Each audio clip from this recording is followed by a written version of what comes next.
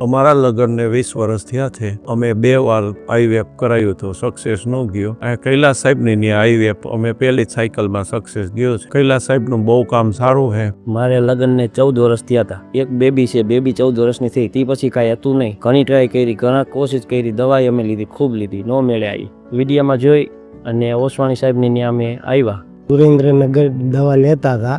12 મહિના દવા લીધી પણ અમને કોઈ રિઝલ્ટ મળ્યું નહીં. પછી આ રાજકોટમાં અમારા સગા રહેશે, એમને અમને આ દવાખાનું ઓસવાણી સાહેબનું બતાવ્યું, એટલે અમે અહીંયા આવ્યા. પછી અમારે પહેલી સાયકલમાં અમને રિઝલ્ટ મળી ગયું. 2-3 જગ્યા પણ બતાવેલું હતું પણ રિઝલ્ટ આવ્યું નહોતું.